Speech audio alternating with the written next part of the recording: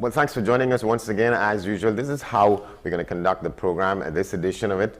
It's AM Prime here at WESN.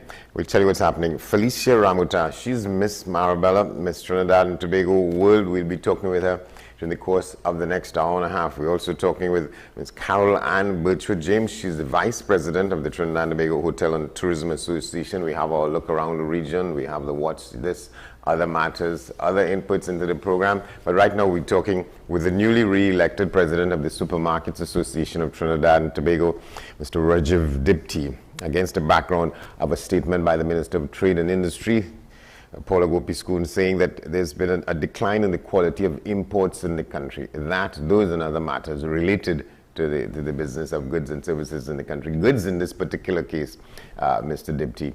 Good morning. Good to see you. Good morning, Andy. It's very good to see you, and it's a pleasure to be on the program. All right. Well, let me start by congratulating you. You've been re-elected as president of the Supermarkets Association of Trinidad and Tobago. Give us a sense of where you think that the continued reliance in your confidence is. Well, good morning, Andy. We've certainly had quite the 2-year period in the association. It's been nothing short of an incredible pull from the team that has been leading the Supermarket Association. You would recall the vaccination drives and all the various drives we would have done, including the food drive and various charitable reliefs that we would have conducted during COVID-19. So from my side, Andy, it's been a big ask, and the team has asked me to come back to ensure that we continue in the same direction.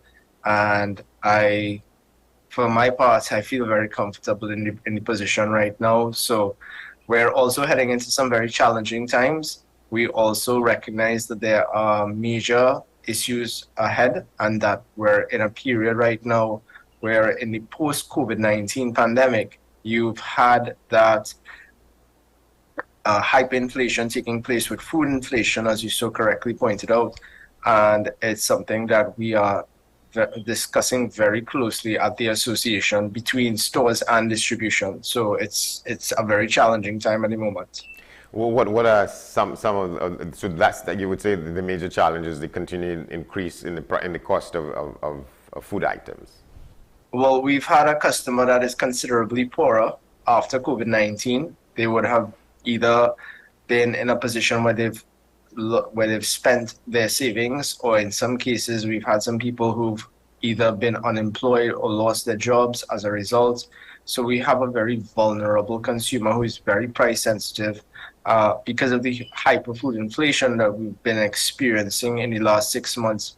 And again, that's primarily because of the war in Ukraine, the uncertainty around the globe, the lockdowns in China, the export bans by various leading countries, including China, and the increased cost of living as a result of, certain measures, including the gas price hike. The result is that we have various challenges facing customers. When they come to the supermarkets, they come with a shopping list, they come with a calculator, and they come with flyers for promotions and specials. And that's the kind of customer that we're dealing with right now. So it's a challenge. It's a challenge from the side of distribution to ensure that the deals are there for these stores to be able to put out. It's a challenge from stores to be able to ensure that fast-moving consumer goods are exactly what that is in terms of what we're able to put out. We're having to become increasingly creative in the kinds of specials, promotions, and giveaways that are being put out. And I must commend stores because they are putting them out ahead of Diwali, ahead of Christmas. And it is something that we are looking always innovatively towards.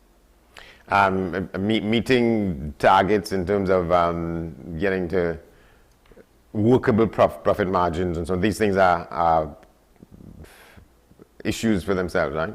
Of themselves. Well, the reality is that the economy is a dictator of that, because if we're doing well or we're not doing well, it's a matter of, in this business, we have other challenges as well as the socioeconomic ones. I think we would have seen something like 4 persons being killed yesterday because as a result of that home invasion at Mayaro.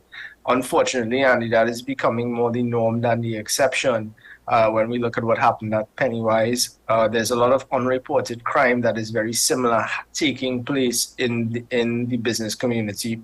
The business community has expressed severe concerns to me and to other members and other chambers and other leaders about what's taking place right now. So the cost of security ranks in the top 3 when you consider what operations is. So a lot of money is being spent on CCTV, security measures to ensure the safety of the shopping public, and from what we heard recently at our post-budget session with Mr. Galvin Hira, we were told that it's just going to get worse. So it's something that we're keeping an eye on, and it's something that we're very concerned about. And I must commend the police service at the same time for their response to ensure that these things are being dealt with. However, we're dealing with all of these things, and we're doing our best to maintain a very stable presence in the public domain. Yeah, and in fact, this person in this last incident was a grocer, right? Well, is. Confirm. I can't confirm, but I'm not. I believe so. Yeah, I think some of the reporting was saying that. How urgent you think it is, for given what Commander Hero was saying, because we talked with him earlier in the week about just that. What were you saying there? We were very concerned about crime prior to his commentary, and we remain more so. Again, we've been saying it for a long time that security is a major cost. It's also a major deterrent when you consider what local investment and local investors want to do, in particular, not just with business, but with agriculture. For a long time, agriculture has suffered from the impact of predial larceny and land grabbing and violent crime. And that's something that's impeding the sector when it comes to food security. I was drafted as part of a committee put together by the Ministry of Agriculture, which I must commend them for. They've created an agricultural multidisciplinary voluntary advisory committee, which basically took a lot of stakeholders from around the sector and pulled them together to ensure that projects where food security and agriculture can thrive. And from that side of things, a lot of persons in the room said the same thing. The predial larceny unit needs to protect the most vulnerable in society. We need to recognize that farmers live paycheck to paycheck and they need protection and indemnity, and that if we are serious about food security, we need to make some serious shifts in the culture to ensure that. So right now the world is going through serious hiccups between Europe, US, and the UK, and we need to ensure regional food security, which is my foremost opinion, Andy. And what does that look like for you, regional food security? I think the appetite is there. I think you've heard it from some of the leaders that came to the investment forum at Napa, including Neil Motley, President Irfan Ali, and the Suriname president, and they've all iterated various things. I think what needs to follow the talk is the action when it comes to the land tenure and the incentives that need to be put in place to be able to look at now the access roads, the drainage, the infrastructure, and the exactly how you unravel these projects, because you really need to follow through. You need to ensure that these projects can build traction, and you can only do that from actually having a feasible project. And feasible projects mean that, listen, we have investment, we have a certain level of commitment, but there also needs to be and you also need to ensure markets, which is where we come in at the level of the Caribbean Supermarket Association, because we made a commitment that if these projects were to actually take place, we're prepared to back them. So from our side, Andy, we've done everything possible within our own remit to ensure that we are ready to receive them. I wasn't aware that there's a Caribbean Supermarket Association. Yeah, we launched it last 2 months ago, at the investment forum, the Caribbean Supermarket Association would have signed a memorandum of understanding with the entity known as the CARICOM Private Sector Organization, the CPSO. Yeah. CPSO is authorized by CARICOM that recognizes private sectors across the Caribbean. So we have been formalized as part of that architecture. What are the things bearing down on delivery, this question of food security? What are some of the things bearing down on that you all feel you have to tackle? And how you primarily, in my opinion, Andy, it's the appetite. And I mean the political appetite. And not just I'm talking about Trinidad and Tobago, I'm talking about regionally. Because remember, it's a very complex web when you look at the level of CARICOM. You've got a lot of things to consider: trade barriers, tariffs, and how it affects. Remember, if you're producing something, you're displacing something. So that in itself is something to overcome. Plus, you have to have the big questions with consumers. Consumers have been consuming imported goods for a long time, and anyone who's being asked to shift their consumption patterns needs to be prepared from a level of massaging when it comes to marketing these products, when it comes to actually selling these products. So that's a big challenge by itself on its own.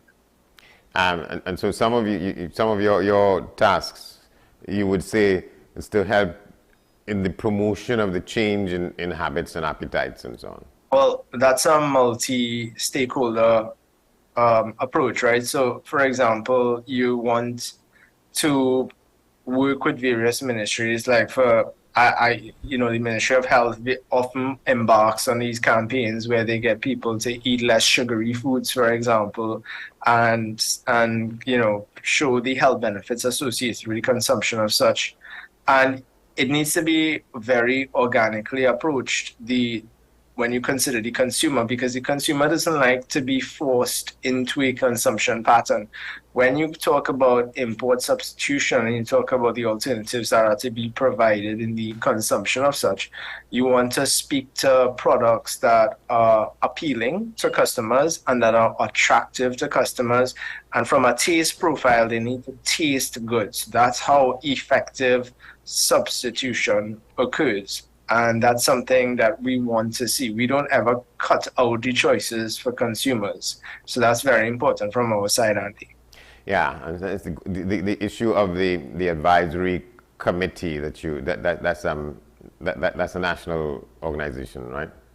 Yeah, it's a national committee that's been put together by the Ministry of Agriculture. In fact, I think they appointed a chairman at the last meeting, which was Monday.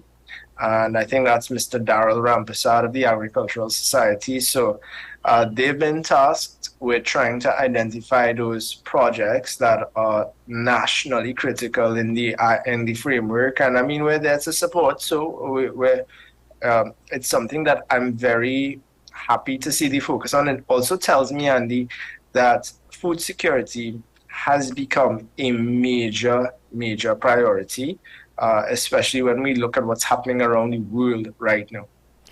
Yeah, and it involves, as you say, the appropriate kinds of food, because you mentioned there's the continued sort of addiction almost to sugary, starchy stuff. And that goes back 17 years when there was this report done in 2007 about the quality and the kind of foods that we eat in the region and the extent to which it was producing illnesses of its own. We're almost guilty of perpetuating that, because the reality is, as importers of goods, we've been shoving it down consumers' food tubes for a long time. So we now have ourselves to blame for the culture that we now have to shift. And in the Caribbean, we're so blessed with so many varieties of root crops and so many different profile of carbohydrate, vegetables, and goods that we can push out to produce. The potential for food security is absolutely there, Andy. I think it's really onerous on ourselves to ensure that we as a people can embrace that change. I want to ask you a little bit about the reactions to what people see as the possible impact of the measures in this budget that we entering into, and the debate I about? think absolutely nobody in the business community, nobody who is a citizen or a shopping citizen of this country, absolutely accepted the hike in fuels. And I say that quite openly because we were coming out of a period over 2 years where the recessionary impact, that is the reduced growth in the economy, and the as I alluded to earlier, the impoverization of our customers, having lost earnings and savings, have put them in a position right now. Now that said, Andy, the reality is that we looked at Barbados and even Jamaica, both of them might be heading to the IMF. Is it that we have serious concerns about our own economy, and do we want to be heading to the IMF? Absolutely not. Because IMF programs, if people remember how those structural adjustment programs are, Yes. very painful. And I'm pretty sure nobody's liking it in Barbados right now. But with the fuel hike, my personal opinion is that could have been put off and absorbed by our government at a period later on. Yes, we know that the subsidy is something that had to go at some point in time. And I mean, maybe they know they have their own guiding wisdom, but that's my overarching takeaway from the budget. Right. So it's positions such as these, perspectives such as these from different people around the table in these advisory bodies, those kinds of concerns and sort of warnings don't get taken up by the ultimate decision makers, if you all say. Yeah. I think decision makers make decisions based on their own feelings and based on the feedback from technocrats that would feed into the decision making. Certainly, we know how difficult it has been, and the world has been facing an increased cost of living, not just with hyper food price inflation, but with different circumstances right now.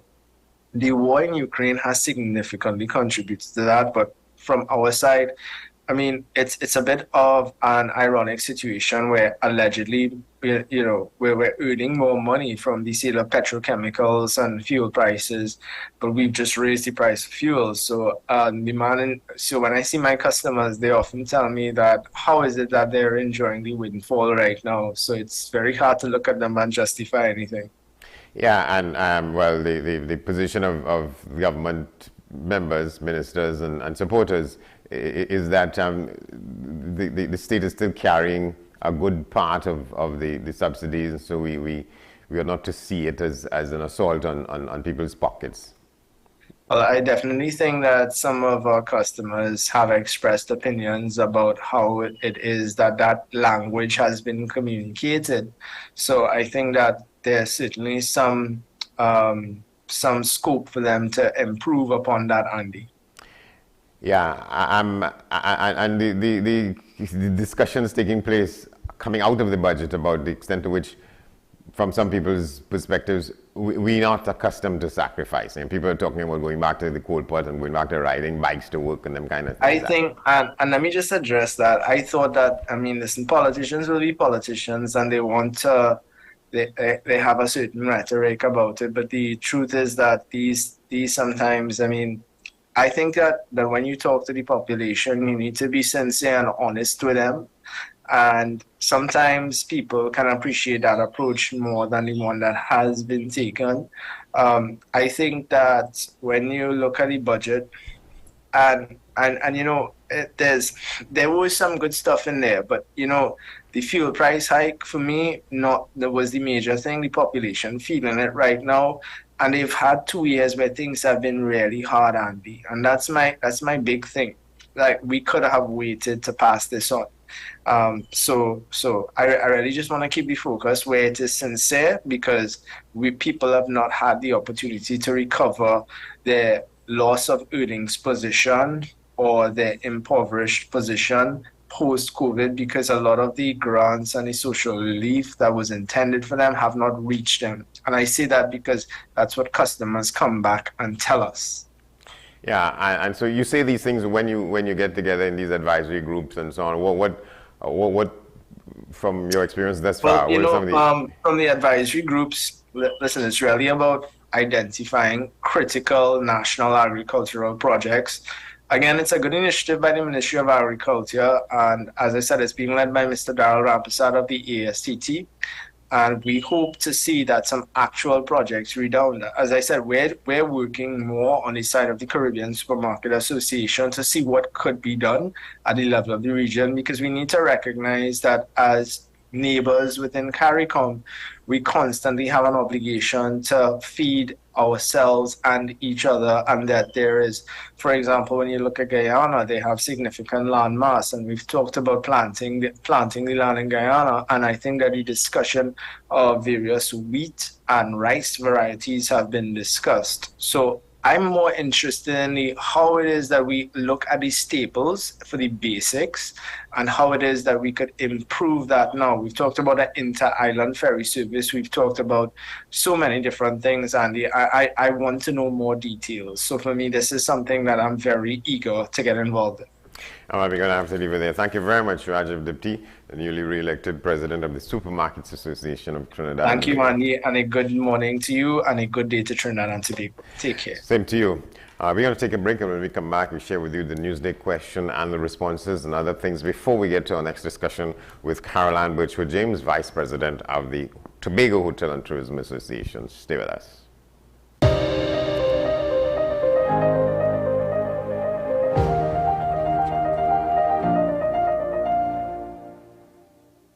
In a hurry, check those guys' hardware. 42 Front Street, Woodbrook. Call 750-7244. Open Monday to Saturday, 8 a.m. to 6:30 p.m. Sundays and public holidays at 8 a.m. to 4:30 p.m. With society plagued by a host of issues, with debates surrounding our urgent concerns falling short, with questions of our future not always being answered, the conversation continues. Join me, Kemuel Pascal, as the voice of the youth comes to life.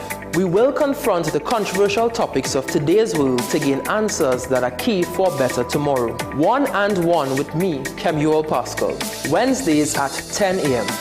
Only on WESN, Content Capital. The best for your baby is at thebesttoys.com. From the best strollers, car seats, baby carriers, high chairs, booster seats, rockers, jumpers and bouncers, walkers, baby blankets, feeding accessories, bathtubs. Visit us in-store at Forces Flagship McLean. Shop online now at thebesttoys.com. Order via call or WhatsApp at 332-BABY. And remember, we have the best toys at the best prices. Saturday, November 5th, Shore Park, Tobago. It's Million Laughs Caribbean Comedy Commerce, the mega laugh festival to end the Tobago Carnival season, featuring Tobago's finest in folklore and musical entertainment, together with some of the Caribbean's top comedians, Larry Joseph, Darrell the Saint Mendoza, Dolores, Alan the Entertainer, Handsome Sun, Mako Media, and more. Get your ticket specials available on Island E-Tickets and various outlets nationwide, or visit the Million Laughs handles for more info. It's Comedy Commerce in Tobago, a wee kind of commerce.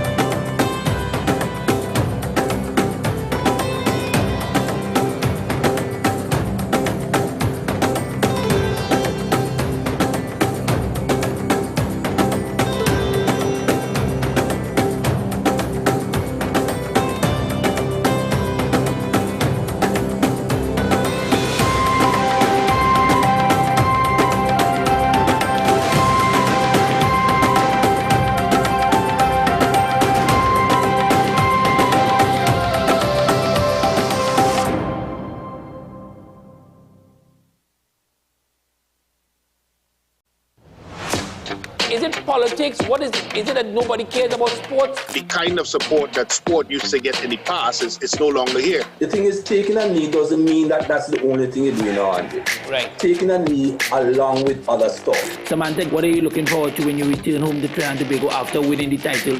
Thank you very much for speaking it into existence. Is there no pressure on Nicholas Ball? It makes me more motivated to work hard and to go out there and rep the white and black. Why are we sending a team to the Winter Olympics? There are a number of Trinbagonians who are in the diaspora and have grown up in winter sport. It's an opportunity that the Trinidad and Tobago Olympic Committee will not close the door on. I also believe in the players that we have. Once you can motivate the players, you can get the best out of them.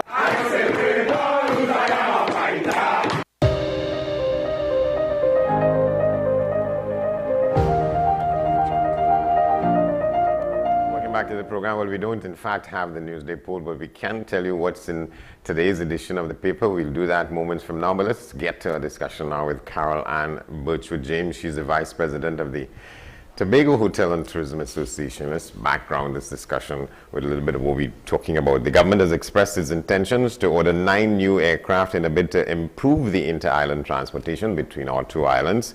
That's according to Tobago West MP and Minister of Sport and Community Development, Shamfa Kajo. She was speaking during the debate on the budget on Monday in the Parliament. She noted that this was just part of the expenses to support tourism on the island. As she said, the government, quote, stands ready and committed to helping Tobago to grow because no matter who is in charge of the politics in Tobago, when Tobago wins, we all win as a country. Carol Ann Birchwood James, good to have you. Let's start with that. What might be your responses to that? Hello? Yes, I'm asking, yes. What might be your response to the statement? I hardly heard you. You have to speak up a little louder because I'm hearing you very faint. Okay, I was quoting from some of the things that the Member of Parliament from one of the constituencies in Tobago talking about. She says government stands ready and committed to helping Tobago to grow because no matter who's in charge of the politics in Tobago, when Tobago wins, we all win as a country. That's Shamfa Kajo being quoted here. How would you respond to that? Well, I agree with her. You see that you need the commitment for the development of Tobago so that Trinidad and Tobago can develop. You know, so I agree with that statement. All right. And we're talking against the background of what is said here. The government has expressed its intentions to order 9 new aircraft in a bid to improve inter-island transportation. So that continues to be a sort of moving target on this question of improving transportation between the two islands, improving transport into Tobago for the betterment of the economy there. Correct? Hello?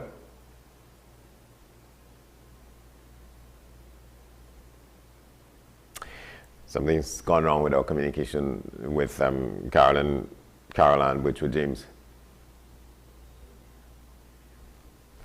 We see if we could fix that. In the meantime, let's take a look at some of the developments, the latest developments around the region as we go there. Let's just go to take this one. The Ministry of Foreign Affairs and International Cooperation in Guyana has reiterated that country's firm commitment to the peaceful resolution of the border controversy with Venezuela. We have a report now from a news source, Guyana. Venezuela is not too pleased with statements made by President Irfan Ali during his recent UN General Assembly speech and has dispatched a communique with its dissatisfaction. During his recent address to the UN General Assembly in New York, the president said the government of Guyana will make the most of every diplomatic tool for a peaceful settlement of the border controversy as set out in the UN Charter. The head of state said Guyana's territorial sovereignty is being challenged and threatened by Venezuela. In response, the Venezuelan government deemed the president's speech to be a misrepresentation. Guyana currently has Venezuela before the International Court for a final judicial settlement of the controversy. Venezuela continues to push for a return to the UN Good Offices process, but that process ended when Guyana moved to the International Court following several years of the Good Offices process bearing no fruit. In response to the Venezuelan communique, the Guyana Ministry of Foreign Affairs said Guyana will remain true to the peaceful processes and denies any effort to depart from them. The Guyana government maintains that the International Court has already declared that it has jurisdiction to hear and determine the matter. The Foreign Affairs Ministry has cautioned Guyanese not to share Venezuelan propaganda and misinformation on the controversy, which may all be part of the neighboring country's campaign to continue claiming Guyanese territory. We go to Jamaica now, where companies engaging in private security guards at business establishments will now have to pay almost 50% for that service. We have a report from Jamaica News today. A turmoil of immediacy, how the Jamaica Society for Industrial Security is describing last Friday's court ruling in the case of the National Housing Trust versus Marksman Limited. At a press conference on Friday, the Society said the ruling will impact the entire security guard industry, and while they do not have a problem with it, the instant implementation is causing challenges. The Supreme Court ruled that as at midnight September 23, security guards were to be treated as employees and not independent contractors. It was a part win for the NHT, which was seeking to have marksmen pay over employers' contributions. But the implications are far-reaching. It now means, among other things, changes to the work week for security guards down from 60 hours to 40. Therefore, we now have to pay the overtime rate on any work done in excess of 40 hours. The security officers are now entitled to paid vacation, 10 days paid sick leave. There comes into the equation the whole matter of notice pay redundancy, the likes. And so, the cost of providing security services will increase by roughly 50% immediately. In other words, if it cost $10 to provide security services before September 23, it will now cost $15, which will have further implications. So those changes in the labor relations and the labor agreement with the officers results in a, call it 50%, a rounded off figure of 50% increase in the cost of our labor, which has to be passed on to the consumers of security services. Lieutenant Commander George Overton, who is president of the Jamaica Society for Industrial Security, stressed that the society, which consists of 28 companies, does not have a fundamental problem with the ruling. But the challenge that we have is that, and we did caution before, that the court ruling would be immediate and definite. So as of the 23rd, which was the date of the delivery of the judgment, at 1 minute past midnight on that morning, that ruling became effective. And that is what has thrown the industry into turmoil. Thrown into turmoil because the increased cost is impacting security companies already. We started to incur costs that had not been negotiated with our clients. We start to incur expenses that were not provided for in our contract pricing. And we also had to change immediately what our relationship was with our security officers. There's no time or room to negotiate our position. The court is definitive and final. So that's the challenge. It's not that we have a problem, it's a challenge. And so, the JSIS shared 6 proposals they've already put to the government to help avert disruption to the sector. One of the proposals is for the government to enact legislation to change the work week from 40 to 60 hours by way of an amendment to the Minimum Wage Act. This would eliminate the additional costs associated with overtime. But President of the Jamaica Confederation of Trade Unions, Helene Davis White, does not support that aspect of the proposal. It can't be that the security guard industry is different from everybody else, and that the security guard industry expects that these changes will be made to accommodate the industry. The security guard industry has to accept that they need to operate within the context of the existing framework as regards hours of work in Jamaica. Mrs. Davis-White says the establishment of a joint industrial council is needed to determine the best way forward. All right, we appear to have fixed our link communication with Carol Ann Birchwood James in Tobago, the Vice President of the Tobago Hotel and Tourism Association. Well, welcome back.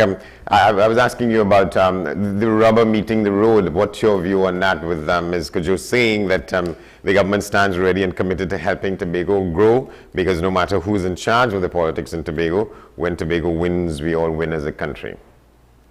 Well, that is a very welcome statement for Tobago and also for Trinidad, because any development for Tobago is also development for Trinidad.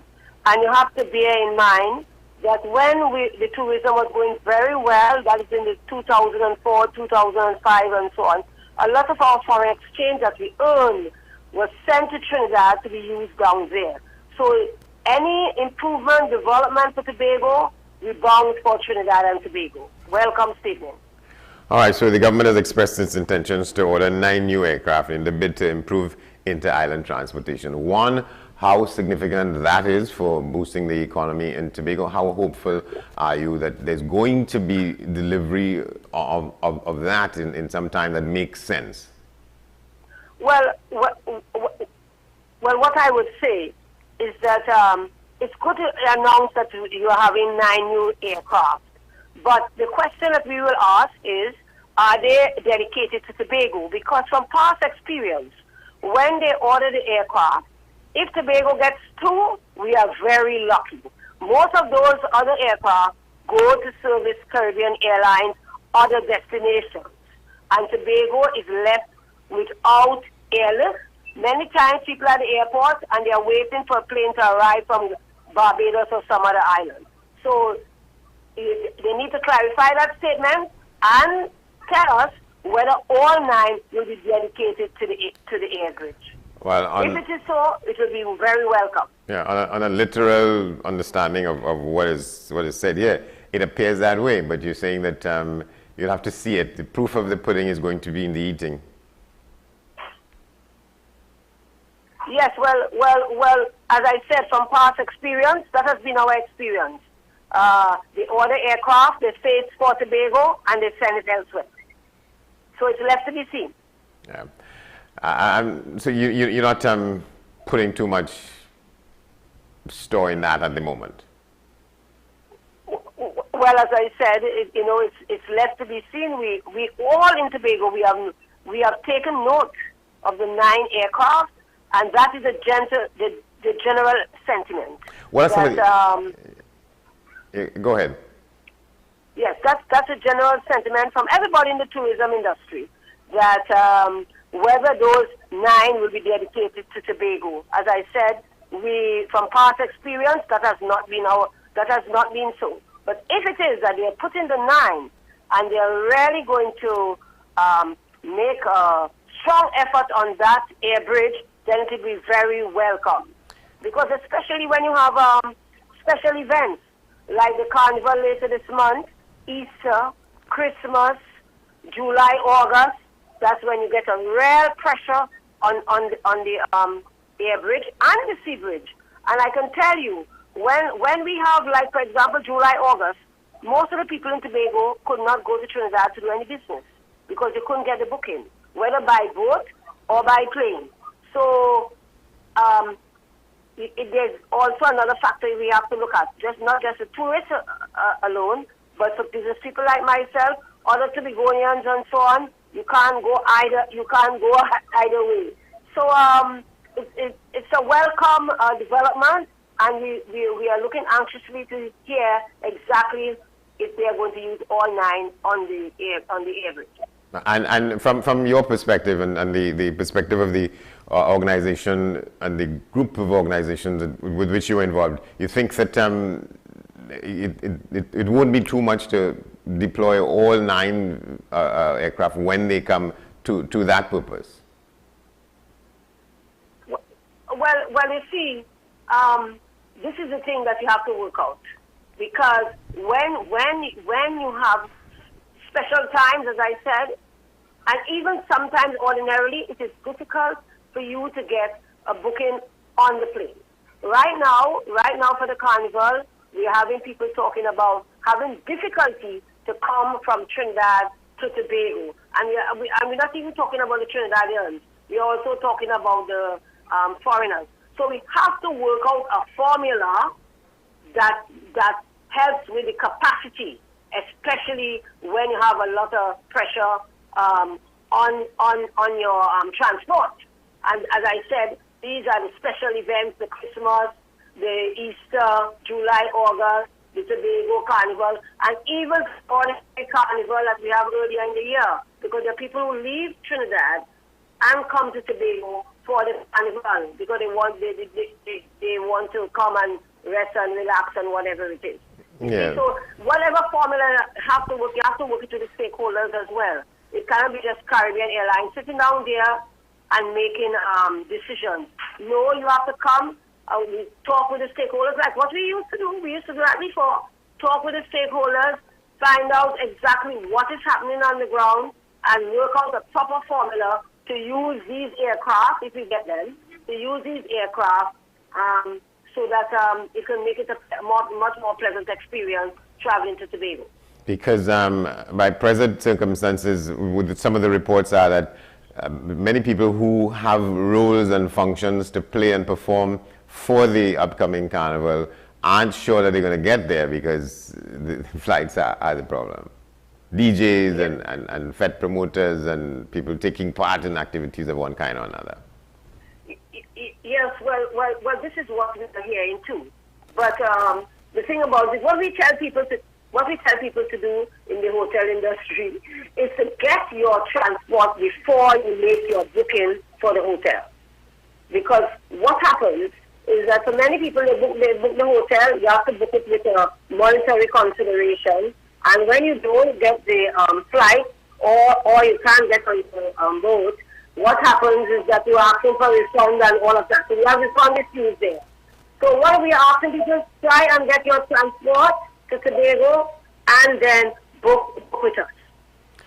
What is the response to the increases in fares both on the sea bridge and the air bridge coming out of this last budget?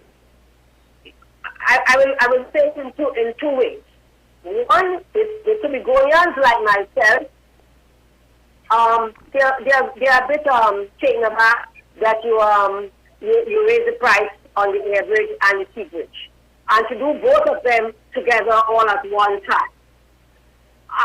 My personal feeling is that they should have done one or the other. But you can't, if it's raising the airfare, why do you want to raise the sea fare too? At least have one that's a little cheaper, that's cheap, keep that price. You see, but you can't give us a double whammy and you still have increase in fuel prices and so on. As it pertains to the visitors, we are establishing a wait and see. We are not sure how it's going to affect people because remember, they will be, the local tourists will be doing the increase in the fuel and whatever it is, the disposable income will be less. So it's a wait and see as far as the locals are concerned. For the foreigners, I don't think it will deter them, whether by the sea or by plane, because they will want to come to Tobago. You see, but so when you have situations like this, you have the tourism side and you have the local side.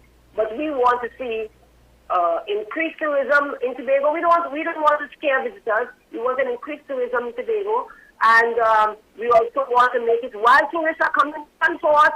We as Tobagonians must be able to go back and forth. Remember, we are going for health reasons, for education. There are people who are taking that plane 2-3 times a week because they are going to university classes and so on. So that you want to be comfortable for them. They will have a class. They must be able to go have a booking to be able to get down easier and so on.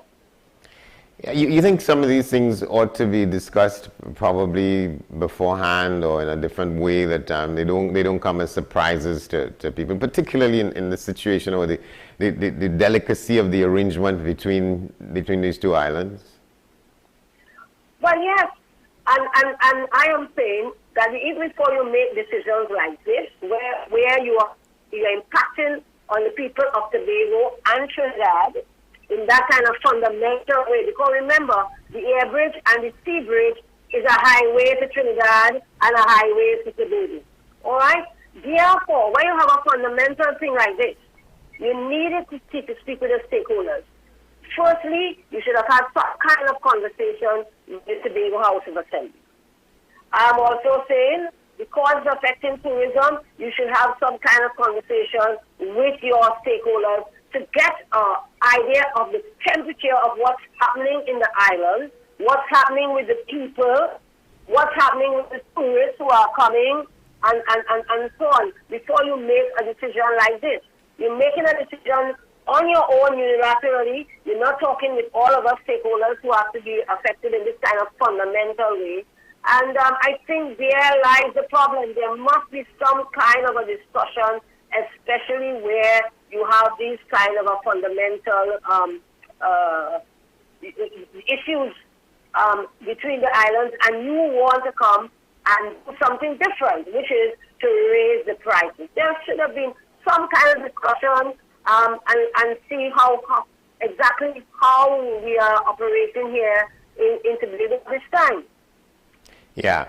I want to ask you, what is the sense of buoyancy in your own mind, as well as in the group that you belong with, the hotel subsector in Tobago, about the fact that there's interest in putting down more tourism plant on the island? Well, you're going in and out, but I think I'll say what you are asking. Well, we are just everybody's just shell shocked as this. We didn't see this coming. We did not see this coming. This raising of the air bridge and sea bridge, especially the sea bridge. We did not see this coming. We are shell shocked, and therefore we are wanting to know, well, what's going on? We are already under heavy pressure. Hotels in Tobago were closed for the last 2 years. We had to be closed, and when we reopened after 2 years, there were so many protocols and all of that, vaccinations and all those kind of things that you're thinking about. So now that we're trying to catch ourselves and get our tourists back, get our tourism back, and then you hit us with this. It's a double whammy for Tobagonians, because you have fuel price increase, and now you have transport increase on either side. You see? So we are just here shell-shocked, and let's see how we can do the best that we can do. All my hoteliers and all the people in the tourism industry are under heavy, immense pressure. They're under pressure to get visitors and people in their beds. They're bankers. They're under heavy pressure, the bankers, and some of the relief efforts and so on. It's difficult for them to access them. There are a lot of red tape for you to access some of those reliefs that they may have. So we are under immense pressure, and then now we get this. So the question of red tape, because that's a critical issue. So sometimes these announcements are made about assistance here or there or elsewhere, but you're saying that the bureaucracy to benefit from that, sometimes it's bewildering and it's energy sapping and so on, right? Yeah, well, again, it's going in and out. But how the little gist of what you're saying? Yes, because, for example, last budget, they had something with FCB, and you could have got a loan from FCB and all of that. But when you did the criteria for it, our hoteliers did not come under that category. How many $1 million you have to have in business for the year? A lot of our hotels did not qualify for it. You see? So this is the thing that you're dealing with. A lot of when they do have relief, you need to get people to hold our business people's hands, to help them to navigate whatever it is for them to get the benefits. So this again is a problem. So it's nice to announce all these things, and I think this happens in agriculture. It happens in a lot of the other businesses too. They announce all these things in the budget, but when you have to accept them, the red tape is so long. What they want you to do, some of these things, you have to spend so much money just to try to get the relief, and some people never get them. So, again, you need discussion how to make it easier to do business in Trinidad and Tobago. It's a fundamental problem.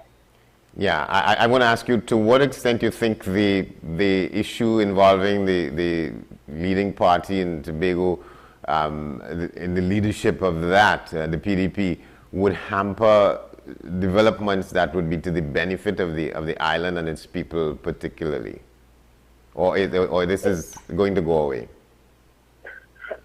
Well, I would say this, that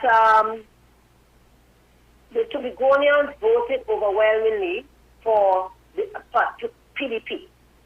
And they overwhelmingly supported the idea of having Mr. Augustine as Chief Secretary, because that is how it was presented to us. And when you talk to the people, unanimously, most of them agreed that he will be the Chief Secretary and so on, and they voted for that. Now, yes, they do have the leadership issues, and when you talk to people, people are saying, look, we hope that they solve this thing. But in the meantime, it seems as though Mr. Augustine and his team, they seem to be managing the situation well. They are managing the business of the people of Tobago, and this is what we voted for them for. Okay? So that we hope that they will resolve their leadership issue.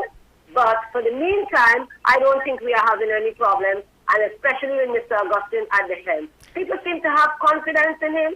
We know he's young. He's going to make some little mistakes and so on, but they support him, and this is what is happening on the ground. This is what the people are saying in Tobago. So right now, it's not really affecting what is happening on the island.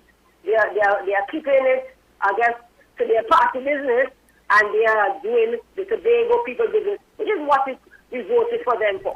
All right, thank you very much, Caroline Birchwood-James, Vice President of the Tobago. Pleasure talking to you again, Andy. Thank you very much. All right, bye. Vice President of the Tobago Hotel and Tourism Association. That takes us up to the news time. We get the news. We come back on the other side of that with Felicia Ramuta. She's Miss Marabella in the Miss World Trinidad and Tobago competitions. Stay with us.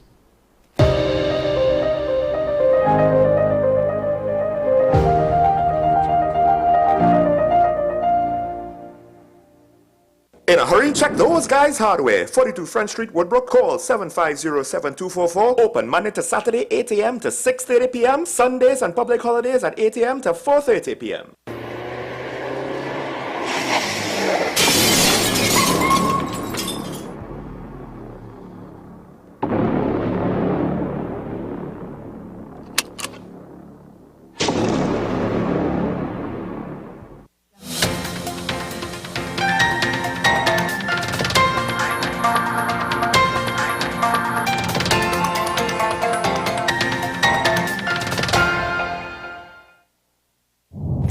Here's your WESN News on the Hour. I am Denise St. Clair. Thanks for joining us. Here are the headlines. Trinidad and Tobago under adverse weather alert. Trade Minister reports that there has been a decline in the quantity of imports. Man held with 5 guns following shooting incident. And internationally, 4 dead and dozens missing following avalanche. Now for the details. Trinidad and Tobago will be under an adverse weather alert effective 5 a.m. on Wednesday to Friday at noon. Periods of rain and/or showers of varying intensities are expected from early morning commencing over Tobago and eastern areas of Trinidad as an active tropical wave traverses westward over the area. There's also a 70% chance of heavy showers and thunderstorms that can produce intense rainfall in excess of 25 millimeters. Gusty winds in excess of 55 kilometers per hour may be experienced, especially in the vicinity of heavy showers and thunderstorms. Moving on now, Trade and Industry Minister Paula Gopi-Skoon says there has been a decline in the quantity of imports into the country. She was speaking in Parliament on Tuesday. Again, prepared foods, cereals, cornflakes, as we know it, and the various types, declined by 10% when I compare the same period, 2021-2022, and that's a good sign. When I look at yogurt, there are a number of SMEs that have started producing yogurt. There is a decline in the imports by 6.7%. 5 firearms and a quantity of ammunition were seized and 1 man arrested following a report of shooting with intent, wounding with intent, and malicious damage in the Central Division on Monday. Reports indicate that a male victim was at a business place in Felicity around 8:30 a.m. when he got into an altercation with 2 other men. The victim ran to his vehicle to seek shelter but was followed by the gunman, who allegedly struck the windshield of the car with the gun. A report was made to the police and a 39-year-old man was arrested in connection with the incident. 1 Glock 19 pistol, 1 Glock 30 pistol, 1 Smith & Wesson pistol, 1 Benelli 12-gauge shotgun, 1 Remington 12-gauge shotgun, 6 magazines and several rounds of assorted ammunition were seized from the suspect's possession. On to international news now. At least 4 people have been killed and dozens are missing after an avalanche struck a team of mountaineers high in the Indian Himalayas. The 34 trainees and 7 instructors were practicing navigation when they were hit on their descent from a peak in the northern state of Uttarakhand. 8 persons are believed to have been rescued and the rest are trapped. Search efforts have been paused for the night because of rain and snowfall. Well, that was your news to the hour on WESN. I am Denise St. Clair. Thanks for watching.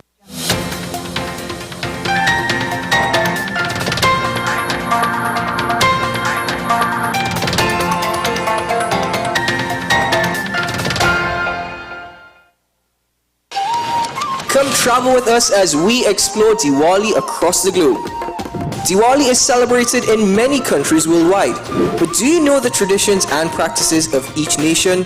From Guyana to Australia, WESN presents Diwali Passport, October 3rd to October 23rd, with replays on October 24th. It's Diwali Passport, a WESN exclusive. Saturday, November 5th, Shore Park, Tobago. It's Million Laughs Caribbean Comedy Commerce. The Mega Laugh Festival to end the Tobago Carnival season, featuring Tobago's finest in folklore and musical entertainment, together with some of the Caribbean's top comedians, Larry Joseph, Daryl the Saint Mendoza, Dolores, Alan the Entertainer, Handsome Sun, Mako Media, and more. Get your ticket specials available on Island E-Tickets and various outlets nationwide, or visit the Million Laughs handles for more info. It's Comedy Commerce in Tobago, a wee kind of commerce.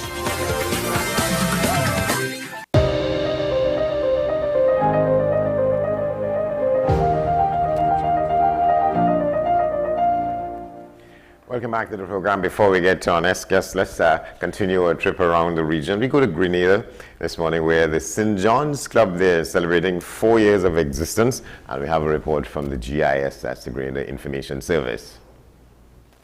The Lions Club of St. John is observing its 4th year of existence this month. On Sunday, the group gathered at the St. Rose Modern Secondary School to reflect on its achievements, accomplishments, and the positive impact on the lives of residents throughout the St. John community. President of the club, Brent McSween, says since its inception, the club, which is based in St. John, has worked diligently to live up to the mantra of Lions Club International's motto, "We serve." Our club was founded on October the 6th, 2018. We are now stepping into the 4th year of Lionistic service. It is also a very special year for us. We are no longer toddlers, and we remain one of the most respected organizations in our community. Lions Club of St. John has a proud tradition of excellence and leadership in Zone 3C and by extension Sub-District 60B. In the club's 4 years of existence, he says they have copped many awards. During our 4 years as a team, the Lions Club of St. John has devoted ourselves to community and humanitarian service, supporting charities and promoting goodwill through a variety of fundraising activities and service projects. As Lions, we are known for our acts of kindness. We have championed and continue to champion the kindness in our communities and actively work to improve the lives of all people. Jeremiah Hyacinth, member of the Lions Club of St. George's, has served as a mentor for the St. John Lions Club, and he too is very pleased with their achievements. And 4 years is a short time, but within that short time, I think you all have done a lot of work. In fact, you all was In fact, you all was awarded the most outstanding club in the zone, and at one time I know that you all was the largest club on the island, and I think this is a great achievement. So I know the problem with clubs and personality clashes and so on, but I think you all have done great to survive and reach this far. So I'm really looking forward to the great plans that you all have for 2022 and 2023, and I pray God that you all achieve as much as you all could achieve. The Lions Club of St. John provides services to the visually impaired, people living with diabetes, and also takes care of the nutritional needs of the most vulnerable in society. Well, a little bit up the waters in the Caribbean Sea, we go to Barbados now, where the Light and Power Company there, that's their iteration of what we call tea and tech. They are being questioned, officials there are being questioned on the company's source of funding. A report from CBC Newsnight. Tonight, questions raised about the Barbados Light and Power Company's source of funding during the 8th day of the Fair Trading Commission's hearings into the company's application for a rate increase. This as the BL&P's Director of Finance, Ricardo Jennings, was cross-examined for the entire day. During his cross-examination of Mr. Jennings, intervener Lieutenant Colonel Trevor Brown introduced the issue of the power company borrowing from the investors versus borrowing from commercial banks. He said since investors' money came at a higher rate, it would be a burden to customers. Somebody has to mediate between the interests of investors who tend to be the people making the decision and the customers who end up paying the costs. Because you have one force trying to use expensive money because they get better dividends, and the other force want cheap money because the cost, the expenses incurred on them is fewer. I'm not sure I agree with that premise. I don't think that the equity supplier is interested in having more expensive money as a source of capital. Wait, they don't like dividends? It's the issue is the overall cost to the customer. If I'm selling cars and I have a high cost to produce the cars, then the price for the car makes it expensive to sell. Mr. Jennings, that applies if you have competition. You don't. So let's move on. I'm not entirely sure that I agree. Intervener David Simpson asked him if the Light and Power's rate of return forecast fluctuates, what's to stop them from returning for another increase? The forecast is just that it is a forecast, and there's quite a bit that is changing in the industry now. Now, how that change happens and what happens beyond now, I think we've had a lot of discussion in this hearing so far about that not being part of this application. So I'm cautious around how I approach it. But to answer your question, with the change in times and with the change of what's happening, it's going to have to be evaluated as it unfolds. And I'm not able to sit down here and testify to say that you're not going to end up right back here. I'm going to say that you're going to try and manage as best as you could, as we have always done. Seeking a rate increase is always the last thing that we are looking to do. Intervener Tricia Watson inquired why the Barbados Light and Power Company hasn't produced a useful life study for their proposed clean energy bridge, given its importance. Typically, we do depreciation studies every 5 to 7 years or so. In between the situations that come up, like the acquisition of when we did the solar farm or when we did AMI, and when we've done the Clean Energy Bridge, where a depreciation study isn't formally commissioned, but the same methodology that is used when the depreciation study is done is what is followed, and the using the remaining life and straight line method is what is used, and the information supplied by the asset management folks with the work that they do they determine and inform their retirement date, and we apply depreciation based on that. Meanwhile, the Barbados Light and Power has started to implement higher electricity rates on a temporary basis. The Fair Trading Commission previously granted the utility company's request for an interim rate increase effective September 16th. The commission ruled the interim rate would be capped at 50% of what the Light and Power requested for all customers. Now, in a statement, Light and Power's manager of customer care, Rodney Doughton, said over the last few days, the company had been reviewing the FTC's decision to ensure its actions are in keeping with the order.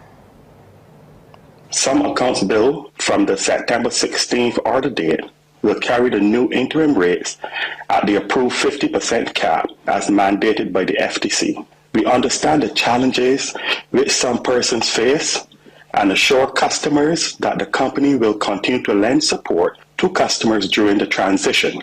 Our customers continue to be at the core of our operations. I wish to affirm our commitment that in the event the FTC sets the rate in its final decision that is lower than the approved interim rates, we will refund customers the difference between the interim rate and the final rate with interest. And so there's this discussion going on about urban centers. That's in St. Kitts and Nevis, where the urban development planners have been outlined, and it is set to improve association centers. A report now from ZIZ News. As the Urban Development Unit prepares to host a week of activities, the unit has outlined plans to improve the Federation's urban centers. During the National Emergency Management Program From Danger to Safety, Acting Director of the unit, Ron Buddy, explained that the Urban Development Unit has identified a number of challenges and a plan was drafted. Over the past few months, from the beginning of 2022 actually, we embarked on preparing a plan, Urban Resilience Plan, that's the name of it, for Greater Bastille. A consultant was contracted and he worked closely with our main partners, including physical planning, Inland Revenue Department, the Chamber, NEMA, of course, plays an important role, and a few others, like Human Settlement and so forth. So we would have come up with a plan which we want to invite the public, once the plan is finalized, to take a look at what we have in mind and share their ideas and opinions on this particular plan. He noted that one of the main areas of the plan is to rehabilitate abandoned properties. Buddy explained that the unit has also looked into short-term and long-term issues that could affect urban centers. Well, first of all, we looked at the shocks and the stressors that create the challenges for the urban centers. Some of the shocks are acute, things that can happen in an instant and change the whole dynamic of stuff, so like flooding and hurricane. We also have stuff like what's happening now in the hike in energy prices. Those are shocks to the system that can have an effect on the urban centers. They look at stressors, which are more long-term stuff, like coastal erosion and sea level rise. We look at even drought and stuff like that, which have a more long-term effect. He added that from the findings of the research conducted, the Urban Development Unit would then create projects that would address those issues. We'll be back in a moment. Stay with us.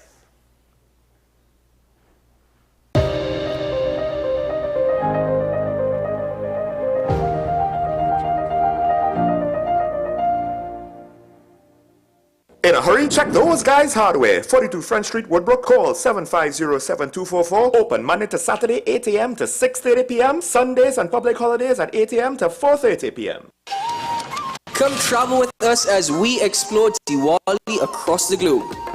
Diwali is celebrated in many countries worldwide, but do you know the traditions and practices of each nation? From Guyana to Australia, WESN presents Diwali Passport, October 3rd to October 23rd, with replays on October 24th. It's Diwali Passport, a WESN exclusive. What's the best way to grab the attention of viewers? Please exercise more patience. You have to be kidding me. Doing what we do best. I'll say at the very least it's a conspiracy of laziness against the people. Join me, Keaton Shaw. And me, Sean Michael Small, for Talking Point. weekdays from 8 a.m. to 9:30 a.m. We go in depth on the trending issues and engage the most controversial newsmakers as we get them to account to the people for their actions. You can't go to the government with nothing.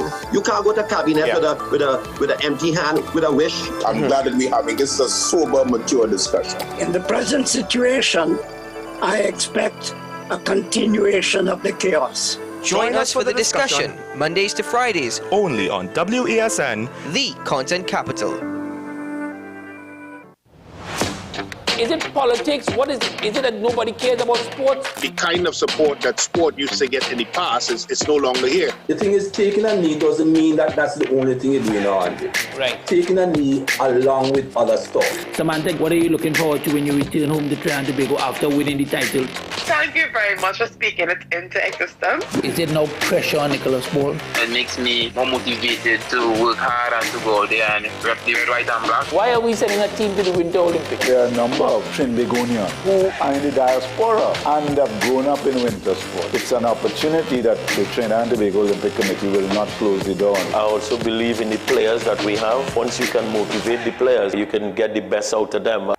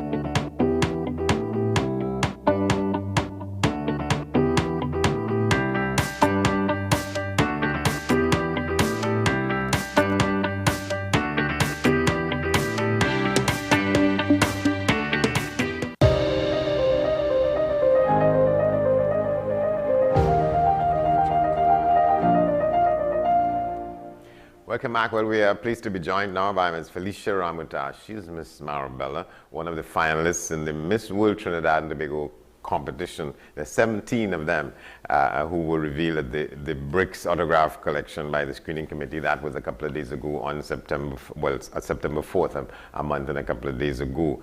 They will enter the next phase of the training for the grand finale. We could tell you that the prizes include $100,000 cash from Westby's Supermarket, a scholarship from the School of Accounting and Management, and frontline costumes from Tribe, executive chauffeur services from Kalu's, and full wardrobe from local fashion designers. Good to have you, Ms. Ramuja. Yes, hi. So tell us a little bit about yourself and why you get into this contest and so on. How was the decision made that you get into this? Okay, so good morning, everyone. My name is Felicia Ramuta. I'm representing Marabella. I'm 22 years old and I just finished my LLB, so I'm currently pursuing my LEC. I'm a person I love to read. I guess that's reflected in my LLB, and I really have a passion for helping others. That was the main reason why I chose specifically Miss World, because I think that's what it represents, the beauty with a purpose, where we have to do a lot of charity work. So that's exactly why I chose Miss World. Yeah. Okay, and then you have some huge shoes to fill, because there's somebody who went before you a couple of decades ago, yes, as Miss World from Trinidad and Tobago. Of course. The pressure is definitely on, because with the new franchise, Charu Lochandas, she's the head of it. She really wants Trinidad to be on the map for Miss World and win all the segments, so she's really pushing all the girls. but in the best way possible. Yeah. And well, I was just going to ask, what does that mean when she's pushing everybody? And so the training, bring out your excellence and yeah, so on. the training that we go through, she really pushes the girls. We train almost every day, but it is really filled with love. Richard, Young, Charu, Luchandas, they are really there for us. So they guide us to be exactly what a Miss World delegate is supposed to be. Somebody confident, somebody strong, somebody who wants to help others. Yep. So the training, it is a lot. They put a lot towards it, but it's all worth it. It's worth it. Yes. And some people tend to take the position that whether what happens in the end, the experience is going to be something you take with you for the rest of your life. Of course. I mean, there could only be one winner at the end of the day, but the journey and everything that we got to experience, the events, networking, meeting other people, getting to know the other delegates, honestly, it's like a family. It doesn't feel like a competition between us. It feels like a journey we are on, a journey of self-love, of us discovering who we are, being the best version of ourselves. I think Charu, that is what she's trying to pull from us, not necessarily for the competition, but just using this platform to allow the girls to be who they are, to their full potential. Right. To what extent being a law student and a prospective lawyer, because if you're doing an LEC, yes, you're in there already, right?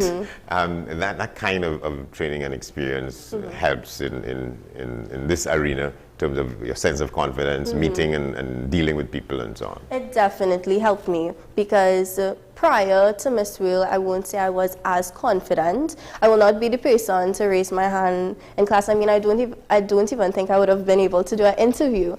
But with the training with Richard Young, it really helped me. It helps me come out of my comfort zone.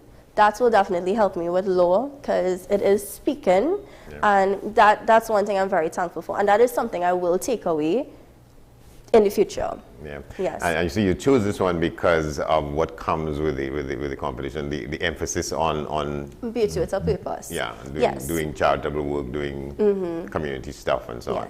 You have sort of projects that you're involved in, or you would want to get involved in terms of reaching out to people and helping the needy and them kind of things that you talk about. So Beauty with a Purpose, it is the heart and soul of Miss World, doing charitable events. So basically, all the delegates have to start a project that they are passionate about to make some type of societal change. So I chose mental health. So my project is called Mental Harmony.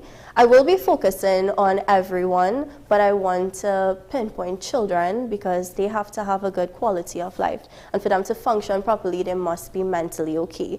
And then with COVID and school, that developed a lot of mental illnesses within the children. So my project, I will be focusing on children, orphanages and school, bringing in experts, bringing in activities to help them cope and learn how to deal with it. Yeah, so mental welfare of children. Yes. And so you say you'll be working with orphanages and homes and for schools, yes, children between the ages of 10 to 16. Yeah, so who you have a team that will help you with that? How do you go about establishing what you're going to do? So my family is my support system. My family, my friends, my mom is like my momager, they say. She's like my manager, so every day she calls me. Yes, I have a lot of help with it.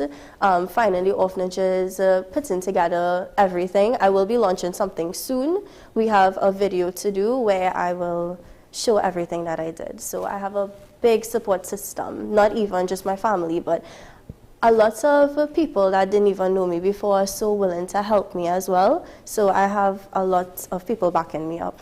Yeah, so it's not a lonely road. No, definitely not. And I should say that even the delegates as well, they are all so supportive. At the end of the day, it is a competition, but it feels like a sisterhood as well because it's not like a pull hair fight competition. It's more like, oh, let me help you do something. So the other girls are also focusing on mental health for their project.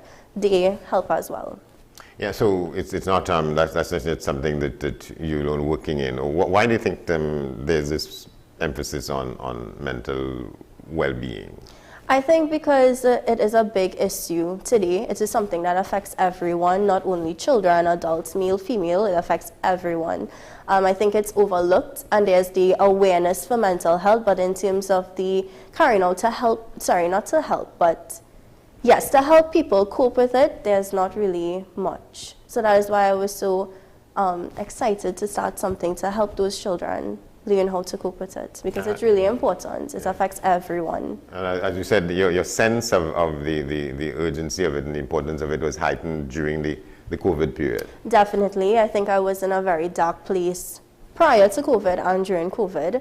I've dealt with mental health issues in the past, actually recently. So I know what it feels like, how alone it feels like when you are affected by it. That is why I was so adamant to help those that have mental health You think issues. we are far off from where we should be even in our orientation to treating with mental health, mental instability in the society?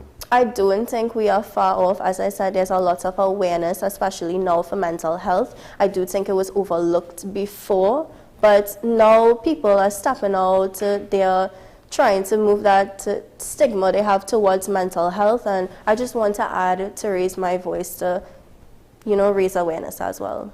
Right. So I don't think we are far off. So when is the big night? So we have sub competitions as well. So we have the fitness competition, top model, beauty with a purpose, and talent. So that will be starting on October the 15th, straight until November the 6th is the big night. November 6th? Yes. All right, so you count down the days to Yes, it is a countdown, and Charu reminds us all the time, girls, this is the time we have to step out. We have to make the difference now. The competition is just 1 month away. We had a month of training before, so it's coming up. Yeah. Yeah. Well, what I can say is that you have a great sense of inner confidence that comes out. That comes out a lot in an instant. Thank you. So our best wishes to you for when that time comes. Felicia Ramuta, Miss Marabella in the Miss World Trinidad and Tobago competition. Well, that's our broadcast for this edition. We thank you for watching. We thank all our guests, especially this guest that brings the curtain down on this edition of the program. We tell you, you can stay with us here at AM Prime with WESNCC. You can send all your emails to amprime@wesncc.com. That will do it for us for this edition. But of course, in half an hour, we have news at the top of the hour, followed by today's edition of Talking Point with Shah and Small. I'm Andy Johnson. Thanks for watching. We'll see you tomorrow.